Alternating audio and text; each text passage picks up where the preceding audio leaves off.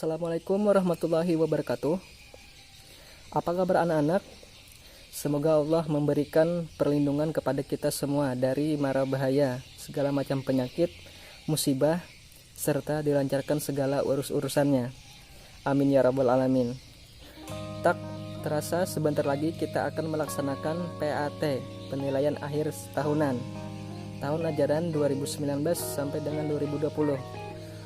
Untuk mempersiapkan kalian menghadapi PAT nanti, di sini akan dibahas kisi-kisi oleh Ustadz mengenai tentang mata pelajaran seni budaya. Yuk kita simak video pembahasan berikut ini. Hari ini kita akan membahas kisi-kisi soal penilaian tengah semester genap tahun ajaran 2019 dan 2020. Sekolah SMPIT Hidayatul Quran Boarding School Banjarbaru. Mata pelajaran seni budaya kelas 7. Oke, kita mulai yang pertama. Yang pertama yang akan keluar itu mengenai tentang komposisi dalam menggambar. Komposisi dalam menggambar. Komposisi dalam menggambar dapat dibedakan menjadi dua, yaitu simetris dan asimetris.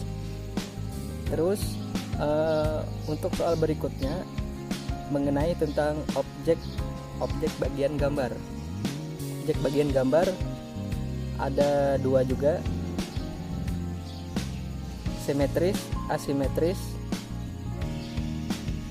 Terus yang ketiga, teknik dalam menggambar. Teknik dalam menggambar ini dapat dibedakan menjadi 6, yaitu kalian bisa lihat di samping ini. Terus soal berikutnya itu mengenai tentang alat-alat dalam menggambar. Alat-alat dalam menggambar seperti polpen, pensil warna, kertas gambar, dan lain-lainnya. Terus yang berikutnya yaitu mengenai tentang motif-motif ragam hias. Di sini motif-motif ragam hias yaitu flora, fauna, alam benda, figuratif, dan geometris.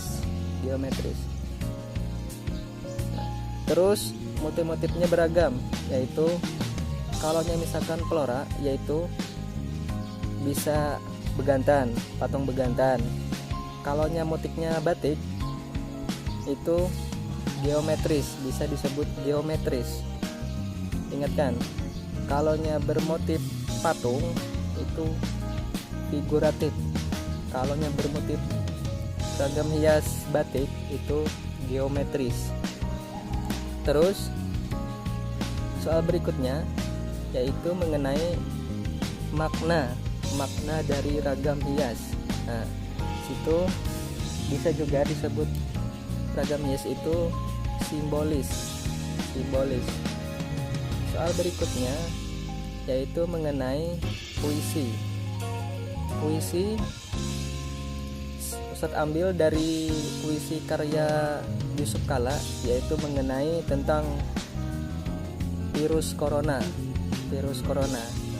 Nah, di situ kan ada sebagian teks saya ambil. Teksnya itu berupa sepenggalan kata, yang itu kalian akan disuruh menyambung kalimatnya. Terus soal yang berikutnya yaitu pengertian dari karya sastra. Karya sastra itu menceritakan sebuah kisah dalam sudut pandang orang ketiga maupun orang pertama dengan plot dan melalui penggunaan berbagai perangkat. Nah, itu bisa kalian baca, ntar bisa kalian lihat di internet. Terus nah ini juga menurut Djoko Damono, karya sastra menurut Djoko Damono itu ada juga keluar. Nah, di situ Djoko Damono memberi pendapat karya sastra itu mengkomunikasikan ide dan menyalurkan pikiran dan gagasan. Itu bisa kalian ingat-ingat. Terus soal yang berikutnya, pembagian karya sastra. Pembagian karya sastra di sini ada dua, yaitu fiksi dan non fiksi. Apa itu fiksi? Fiksi itu adalah cerita yang dianggap tidak nyata. Terus non fiksi itu cerita yang dianggap benar-benar nyata. Contoh cerita fiksi. Cerita fiksi itu berupa sinetron seperti film Cinderella atau film Falak. Nah, itu contoh film fiksi. Kalau non fiksi itu seperti film Habibi Ainun, itu diangkat dari kisah nyata. Terus soal yang berikutnya, di sini contoh-contoh karya sastra. Contoh-contoh karya sastra, kalian bisa menyebutkan contoh-contohnya. Terus yang berikutnya, di dalam karya sastra fiksi itu ada lagi terbagi menjadi 3, yaitu puisi, prosa, dan diksi.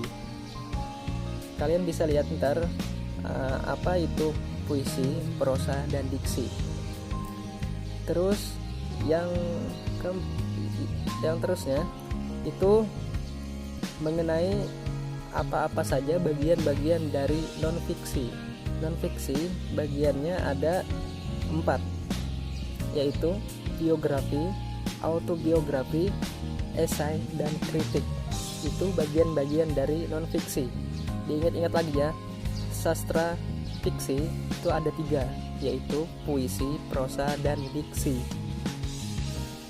Terus non fiksi itu ada 4, biografi, autobiografi, esai, dan kritik.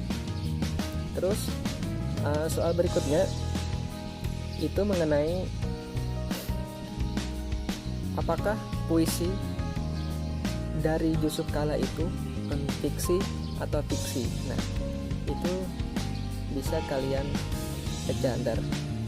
Terus di sini soal berikutnya dari 23 sampai 25 itu kalian menyebutkan salah satu film, apakah itu berupa fiksi atau non fiksi.